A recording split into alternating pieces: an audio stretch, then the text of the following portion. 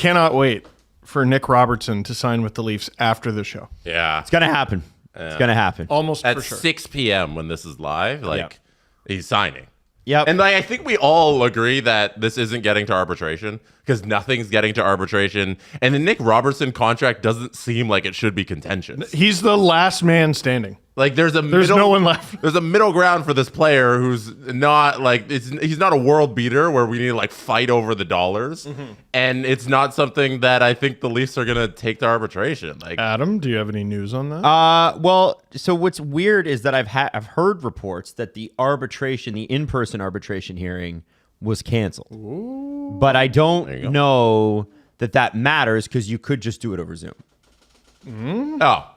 So I well, that's very underwhelming. I think you could. All right. I think you could. I mean, I don't here's the thing. Alan's on vacation. Right. CJ's on vacation. Right. And so I don't know. I don't want to like message them and go, hey guys, tell me what you know about the various arbitration filing things that you've been through, and what can you report or whatever. So I haven't bothered them with it, but I would assume that that they are either doing this on Zoom or they've canceled it because they're close. And what's interesting about this is that when you look at what Connor Timmins just made, now remember, he's a puck-moving, right-shot defenseman, but he just signed a 2-year, $4.4 million contract. So that's $2.2 million a year. Nick Robertson made like $800,000 last year, okay? Roughly. Yeah. I don't think that people are going to be thrilled with that number, whatever it is, because I think the number is going to eat most of the cap space that they have remaining, and I think that people are not ready to see or hear that. No, what is becoming more and more obvious the more this summer goes on is if you get a player on a pre-existing contract, you're probably getting a good deal. Like, oh man, Dakota Joshua, 3.2, bro. Even OEL making whatever he makes, 3.6 or whatever. I can guarantee you if he was a UFA today, he'd be making more than that. All these guys are making more. Like Dylan Sandberg, that deal surprised me. Like, I've never seen a deal that kind of sucked for both. You don't, well, because it's 3 years and it walks in base. It's like kind of a lot now, but also like short. They're going to have to pay him way more later. Yep. Yeah, that deal was very confusing to me. He's a good player, so you should be happy that you have a good player on your team. That's what I always argue is like, okay, the ugly part's done, but now they're going to play games and he's going to be on your team. Are you happy or not? Robertson is going to get a number that I don't think anyone's going to be satisfied with him ever being a healthy scratch, if that makes sense. Right. You know what I mean? Like even Kampf, like you can afford to have him as an extra, but you probably shouldn't. Well, you might start to have to get used to the fact that guys in the $2 million range might get healthy scratched. There's already at least 2 teams in the NHL with 3 multi-million-dollar goalies. Yeah. Now, neither of them are good. There's Chicago and Anaheim. Depends who you ask. Excuse me. Adam. Yeah, it depends who you ask. We're in a new world. By the way, very new. If you missed it last episode, I said if Mason McTavish does not sign and gets traded from the Ducks, I should be able to reserve my right to say that the Ducks are not making the playoffs. You should be slapped. And I got so many messages, and it was always the same chirp. It was like, the Verbeek check stop's coming, huh? I got like that so one. many DMs after that. My big problem with that take was that 3 weeks after you said the Ducks would make the playoffs, you're already inching. You need McTavish on the roster. Come on. You're already moving off of that take. So yeah, couldn't even sit next to it for a summer. When it comes to Robertson, and I don't know what the actual number is going to be, and I don't know that. Oh man, is it going to be 2 or 1.8 or 2.2? The dude who made $875 last year. Yeah, like we're not talking tens of millions. What's clear though is that I think the Leafs probably need to find a taker for at least one of Kampf, Yarncroke. It seems like it's going to be Kampf, by the way. Well, signing Robertson, Robertson. Signing Robertson, like if you're looking at the Puckpedia cap hit, gives them 15 forwards. Yeah. They're not going to have that. So worst case, they just waive guys and they go to the minors, or they waive them and they get picked up, or what you see on Puckpedia is not what they're starting the season with. I can guarantee it. Is there a reason why you wouldn't? If you could afford 3 extra forwards, why the hell not? Yeah, that's, No one does that. but like, hold on, but I don't is that think an it answer, though? I don't think it needs to be done now. Because you signed Nick Robertson doesn't mean you have to trade David Comp tomorrow or you have to trade Robertson tomorrow. Like, because they have the salary cap space to keep Robertson on the roster until you get to training camp and figure something out then. To answer Adam, like you absolutely could to avoid losing a forward, but you're almost for sure losing a defenseman, right? Because then you won't have any extra defensemen, and you'll have to. Well, you'll have 7. No, you won't. You can't have 3. You can only have 3 extra people. Oh, okay. So you do Right. need to drop a forward. Yes. Okay. Right. That's the problem. Like, I can't think of a team that's done it. You can do 2 forwards and a D, or 2 D and a forward, or like guys are going to get waived. I wouldn't be surprised if they got claimed. So the concern, though, is because, and Jesse said, you don't have to do this now, but traditionally, right around when training camp ends and people go on waivers, that's when they're at their least valuable because nobody claims anybody because nobody has any cap space. This year, it's a lot different. There are plenty of teams with cap space. It's very odd. And there are guys that will get waived. And it's a question of will they get picked up? And The problem is gonna be- losing an asset for nothing. The problem is going to be roster space. Right. Like your team limit is 23, right? Your 18 players, your 3 extras, and your 2 goalies. Mm-hmm. You could have 3 goalies in theory. Teams have done it. You could have that. You could have the max number of contracts, which is 50. I don't know how many teams are pushing the limit there. It's weird. There's a lot of new here. Particularly if you're a Leafs fan, right? Like, we haven't had this reality in a very long time. Never had cap space. Since Ever. even when they were bad, they didn't have it. Well, they spent to the cap somehow. I don't know how they did it, but they did it. Even during the rebuild years, they never had it. Yeah. When Jared Smithson was centering their second line, for God's they were sake. still spending to the cap. It's crazy, but they were. Hey, Peter Holland, you're on the first line tonight. Anyway, good luck out there. And we've spent to the cap. And we've spent to the cap. So it's new in that regard, but it's also new just in terms of, like, we all have to get used to the new value of certain players. All right. There were a bunch of 5-6 defensemen making $5-6 million, and I cannot wrap my head around it. It's going to take years for me to be like, oh, that was a good deal. Mm-hmm. I understand. It's reset everything. Yeah.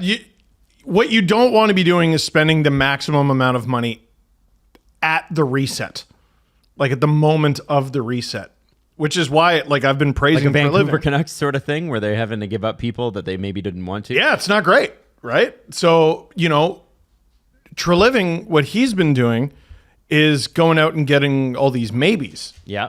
but they might be grand slams, right? Like, Matthias Michelli would not have to be all that amazing to be completely worth it and then some. Well, $3.5 million. Yeah. Same with Joshua. Same with, Thrun is pretty much found money. Like, they haven't obviously gone out and got a ton of guys, but even the decision to, like, months ago, before free agency even began, I was like, hey, all their defensemen are locked up. That's odd, isn't it? And it ended up being clearly the right choice, because if they had gone out and gotten any of the available guys, they'd probably be over the cap right now. Yeah. And I guess my question to you guys is, does Treliving, and I don't know the market. It's like, what I do know is that Brad Treliving is considered the tire kicker in chief, meaning a lot of general managers will not call around, will not talk to other general managers so much. They'll have 5 or 6 that they kind of reach out to, and the agents do a lot of the work there. Brad apparently calls everybody all the time. Good. Which I like. What do you do all day? Call people. Find out market value. Brad! He calls people. I guess my question is, do they risk, Jesse, if they don't get this done this summer, losing one of these guys for nothing, and then does it matter? Like, I'm thinking about a Sam Lafferty situation where they got him, and then they gave him to the Canucks, and he was valuable for the Canucks. He was. And he would have been valuable for the Leafs.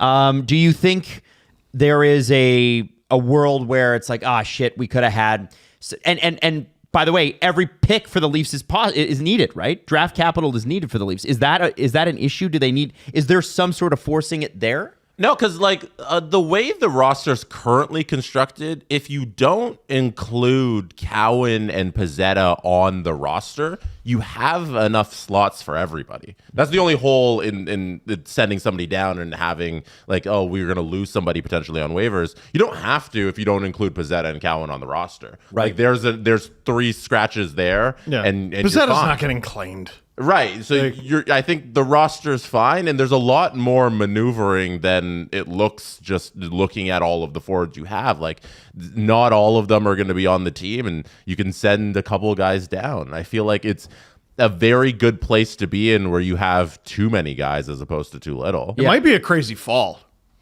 honestly. Yeah. Like, do you think we'll get pre-American Thanksgiving trades? And I know we get one. Oh, yeah. But are we going to get multiple? Yes, multiple. I think you're gonna get quite a few. Because that's like the first 6-8 weeks. Oh yeah. Well, I mean, the day before or the couple days before the season starts is always a gong show. Teams decide who's hurt and who isn't, and all that. And I mean, the Leafs have done that too, where they've clearly had to move on from someone, but then someone's hurt. All right. Let's kick the can down the road. Oh, someone else got hurt. Okay, kick the can down the road a little further. Or maybe you're healthy, so you're at a disadvantage, and you can't hide guys.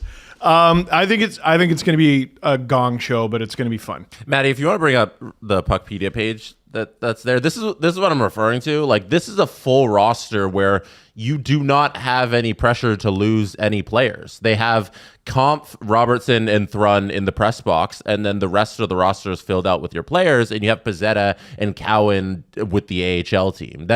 Nobody is pressuring you to lose any guys. You don't have to put anybody on waivers to send them down, and Brad Living can just make decisions as things go along, and injuries will happen. Somebody will get a chance, and then there's decisions to be made. But right now, it's kind of, we got to make a good move when it comes along, and that's what we'll do. But there's no outside pressure on the roster construction to make a move that we don't have to move. Right.